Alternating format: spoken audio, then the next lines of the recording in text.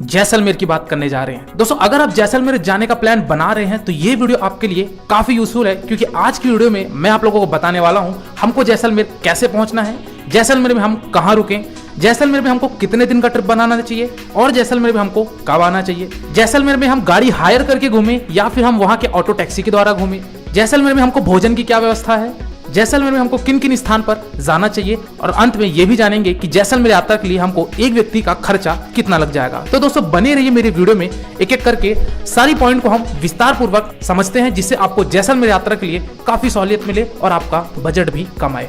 सबसे पहली बात करते हैं दोस्तों कि हम जैसलमेर कैसे पहुंचे।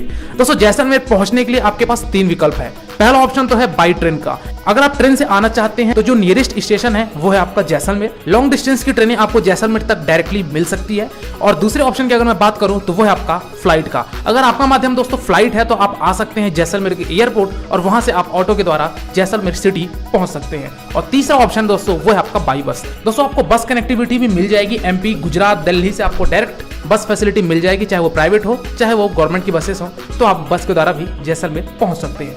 चलिए दोस्तों अब बात करते हैं कि हमको जैसलमेर में रुकना कहाँ है, हमको होटल कहाँ लेना चाहिए। दोस्तों सबसे पहले आपको रेलवे स्टेशन से ऑटो लेना है और ऑटो वाला आपका 20 रुपए लेगा और आपको आना है हनुमान चौराहा। दोस्तों हनुमान चौराहा वो स्थान है जहाँ पे जैसलमेर का सबसे प्रसिद्ध जैसलमेर फोर्ट है, उसी से आधा किलोमीटर की दूरी पे पड़ता है आपका हनुमान चौराहा। तो दोस्तों आप हनुमान चौराहा पहुंचिए और आप चाहें तो हनुमान चौराहा के आसपास भी होटल ले सकते हैं। 1000 में आपको एक से एक अच्छे होटल देखने को मिल जाएंगे। अगर आप 500-600 के होटल भी चाहते हैं तो भी आपको देखने को मिल जाएगी, लेकिन उनकी थोड़ी सी फैसिलिटी पुअर होगी। दोस्तों ये तो था आपका पहला ऑप्शन रुकने का। अब दूसरा ऑप्शन यहाँ पे ये है कि जैसलमेर फोर्ट यानी कि जो हनुमान चौराहा से आधा किलोमीटर की दूरी पे बना हुआ है जैसलमेर किला, उस किले में भी आपको हर प्रकार की फैसिलिटी एमिनिटीज मिलेगी। कहने का मतलब ये है चाहे तो आप होटल वहां भी ले सकते हैं जैसलमेर फोर्ट के अंदर, वहां भी आपको 40 से 50 होटल देखने को मिल जाएंगे। रेट की अगर मैं बात करूं दोस्तों तो वही 1000, 1500, 2000 हार्डली आपको वहां होटल पड़ता है। एक रूम का है, एक दिन का, तो आप वहां भी रुक सकते हैं। वहां पे आपको खाने पीने की फैसिलिटी मिल जाती है,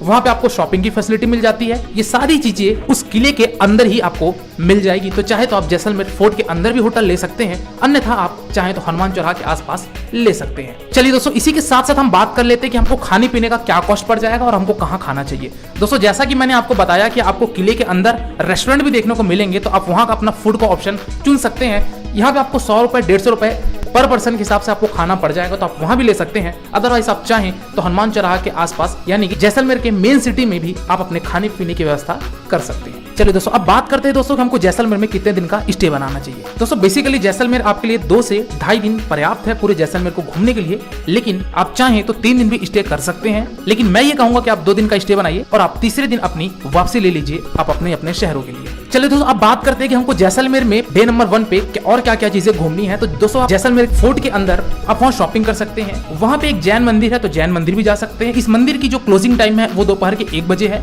तो आप 1 बजे के पहले अगर पहुंचते हैं तो ये फोर्ट के अंदर ही आप जैन मंदिर के भी दर्शन कर सकते हैं। आपको वहाँ किसी भी रेस्टोरेंट में, किसी भी फूड प्लाजा में अगर आप उनके रूफ में जाएंगे तो वहां से आपको एक सनसेट का नजारा बेहद शानदार देखने को मिलेगा, तो वहां जाकर आप इसका भी लुत्फ उठा सकते हैं। कुछ फोटोग्राफी, वीडियोग्राफी भी कर सकते हैं। साथ ही साथ आपको जैसलमेर शहर का एक बेहद खूबसूरत नजारा देखने को भी मिलेगा, तो आप इसका भी लुत्फ उठा सकते हैं। और दोस्तों आपको जैसलमेर फोर्ट के अंदर आपको राजा रानी म्यूजियम मिलेगा। यहाँ पे अगर आप दोस्तों फोन ले जाना चाहते हैं तो 100 रुपए आपका कॉस्ट होता है, तो चाहे तो आप फोन ले जा सकते हैं म्यूजियम के अंदर और आप कुछ फोटोग्राफी और वीडियोग्राफी कर सकते हैं। दोस्तों जैसलमेर को गोल्डन सिटी इसलिए कहा गया है क्योंकि जो जैसलमेर किला बना है वो आपका पीले बलुआ पत्थर का बना गया है, जो कि सूर्य की किरण पड़ने से ये आपका एक स्वर्ण पत्थर से कम नहीं लगता है, तो इसीलिए इसका नाम गोल्डन सिटी पड़ा है, क्योंकि यहाँ के जो पीले बलुआ पत्थर हैं वो सूर्य की किरणों में कुछ ज्यादा ही चमकना शुरू कर देते हैं। दोस्तों जैसलमेर फोर्ट घूमने के बाद आपको अगले स्थान पे प्रारंभ करना है, वो है आपका गढ़सीसार लेक। दोस्तों गढ़सीसार लेक ये आपका जैसलमेर से 10 मिनट की दूरी पे बना हुआ है, तो यहाँ जाइए। यहाँ पे चाहे तो आप बोटिंग कर सकते हैं और यहाँ पे एक बड़ा बाग है, तो बड़ा बाग में भी आप विजिट कर सकते हैं, जो कि यहाँ पे आपको स्मारक देखने को मिलेगा। और गढ़सीसार लेक में भी आप अपनी बोटिंग कर सकते हैं। और इस लेक के आपको बॉर्डर पे ढेर सारे आपको मंदिर देखने को मिलेंगे, तो चाहे तो आप वहाँ मंदिर में भी जाके विजिट कर सकते हैं। सनसेट के समय पे यहाँ पे नजारा काफी शानदार हो जाता है और ये बहुत ही शांत भरा इलाका है, तो अगर आप कपल्स हैं तो एक बार इस लेक में आप जरूर जाइएगा।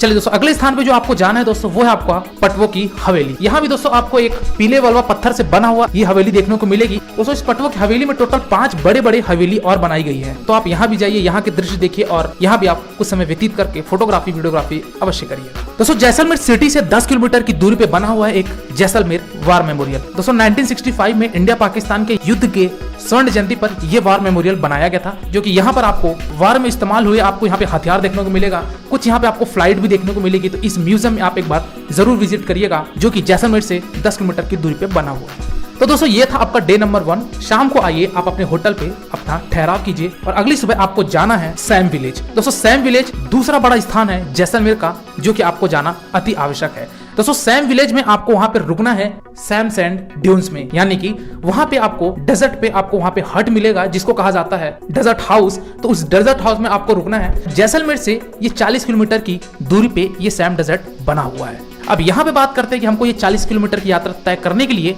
हमको वहां पे पहुंचना कैसे है। दोस्तों यहाँ पे आपके पास 2 विकल्प हैं। पहला ऑप्शन तो ये कि आप तो चाहे वहां ऑटो टैक्सी के द्वारा वहां पहुंच सकते हैं। ऑटो टैक्सी वाला आपका 1000 रुपए लेते हैं और शेयरिंग में ले जाके आपको वो डेजर्ट हाउस में पहुंचा देंगे। और दूसरा ऑप्शन है दोस्तों आपके पास जैसलमेर से गाड़ी हायर कर लीजिए, यानी कि चाहे तो आप स्कूटी हायर कर लीजिए या फिर चाहे तो आप बाइक भी हायर कर सकते हैं। अब हमको बाइक कहाँ से मिलेगी इसकी बात करते हैं। दोस्तों जैसलमेर किले के बाहर आप जो हनुमान चौराहा में रुके थे, वहां पे आपको ढेर सारे एजेंट लाइन से देखने को मिल जाएंगे। किसी भी एजेंट के पास जाके आप अपनी गाड़ी ले सकते हैं। गाड़ी के अगर कॉस्ट की बात की जाए तो 450 से 500 रुपए एक गाड़ी का रहता है 24 घंटे का, और आपका एक आधार कार्ड लेंगे। ड्राइविंग लाइसेंस आपके पास होना जरूरी है, और आप गाड़ी में हेलमेट दे रहा है एजेंट वाला या नहीं, इस चीज का आप जरूर ध्यान रखिएगा। हेलमेट गाड़ी वाला एजेंट ही देगा, और साथ ही साथ आपको पूरे गाड़ी की फोटो खींचकर और वीडियो बनाकर एजेंट के व्हाट्सएप में सेंड कर देना है, ताकि बाद में लौटाते समय किसी भी तरह की कोई आशंका और धोखाधड़ी ना हो।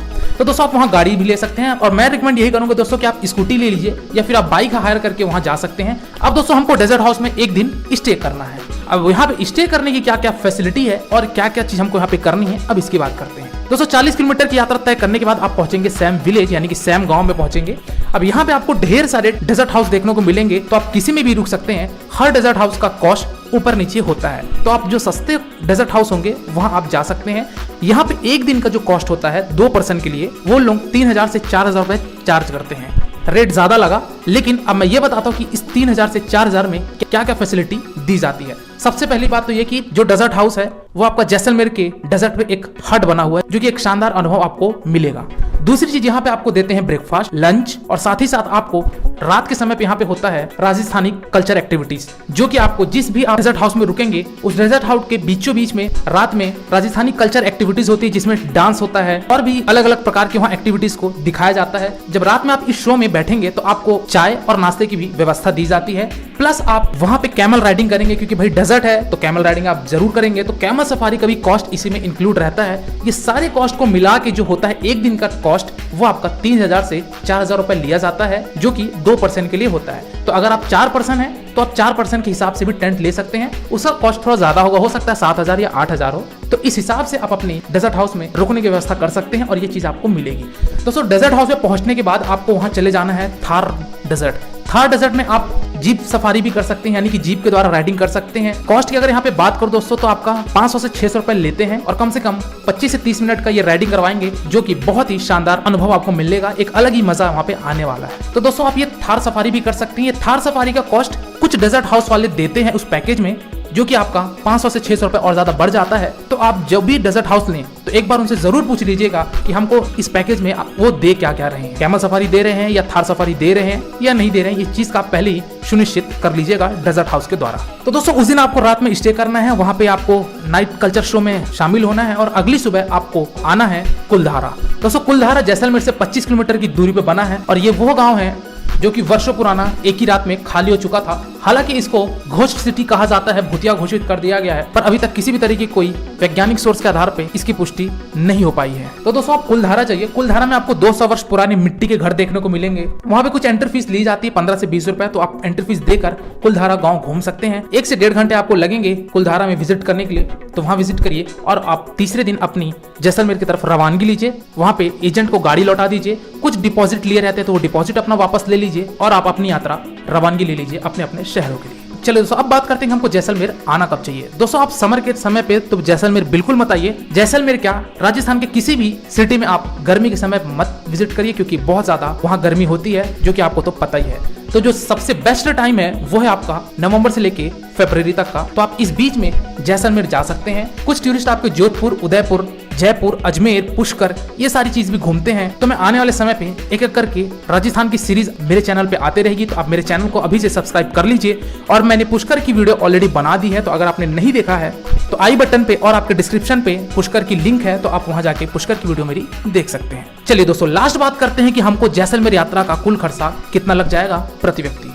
दोस्तों, अगर आप 2 दिन का स्टे बनाते हैं और अगर आप गाड़ी हायर करते हैं तो आपका जो एक व्यक्ति का जो कॉस्ट आएगा वो आपका लगभग 6000 से 7000 लगेगा और आप जैसलमेर सिटी का भरपूर यात्रा कर लेंगे। दोस्तों, इस फेयर में मैंने किसी भी तरीके के आपके ट्रेन की टिकट, फ्लाइट की टिकट और अगर आप शॉपिंग करते हैं इसकी टिकट को इंक्लूड नहीं किया हूं। इस फेयर में मैंने केवल और केवल आपके होटल के, आपके डेजर्ट हाउस के, आपके खाने पीने के, आपके ट्रांसपोर्टेशन के और साथ ही साथ आपकी जो भी एंट्री फीस लगेगी उसका यहाँ पे कॉस्ट मैंने बताया है, जो कि 6000 से 7000 रुपए आराम से आप जैसलमेर की यात्रा कर लेंगे। तो दोस्तों, आज की वीडियो में फिलहाल इतना ही। इसके बाद अगर आपको कोई डाउट है या कोई